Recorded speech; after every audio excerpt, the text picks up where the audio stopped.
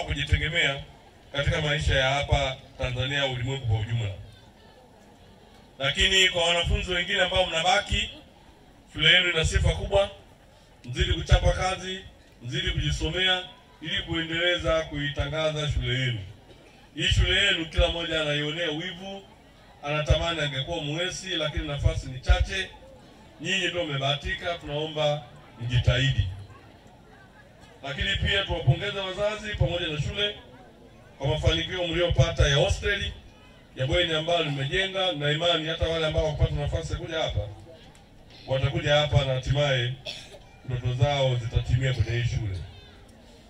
Wazazi kwa ujumla wake sasa, mimi nina imani mmewagharimia hawa watoto kwa miaka 4, lakini pia leo mmefanya maandalizi makubwa sana ya sherehe leo. Kuna watu wamependeza sana, wengine wana sare na wengine wamekuja na zawadi za kutosha kwa ajili ya watoto wao. Naomba leo iwe mwanzo, korosho mnauza, kafanyeni maandalizi ya kuhakikisha watoto wenu wanaenda shule. Kama hata chaguliwa kwa mfumo wa serikali, shule siku hizi ziko nyingi, mtafutie shule za binafsi, mtafutie chuo cha binafsi, msomeshe mtoto wako. Maendeleo ni pamoja na kupeleka watoto shule.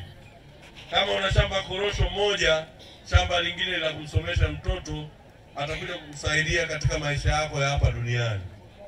Unaweza leo ukafanya mengi makubwa na marafiki zako wamekuletea zawadi na pesa kwa ajili ya mtoto. Mtoto akirudi nyumbani hakuendelea, ni laana, ni kashifa kubwa kwa familia. Kwa hiyo ombi langu wazazi, mkawekeze kwa ajili ya kuwapeleka hawa watoto shule. Mwesi Sekondari oye! Wahitimu oye!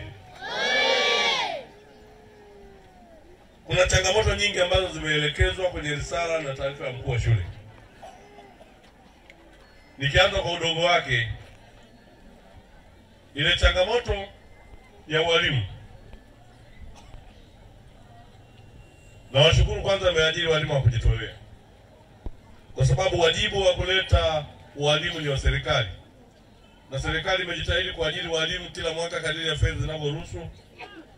Na shule hii kama mlivyoeleza kwenye risala, ina wanafunzi wengi wanaosoma sayansi. Mwaka 2023 nilikuwa kwenye mahafali hapa.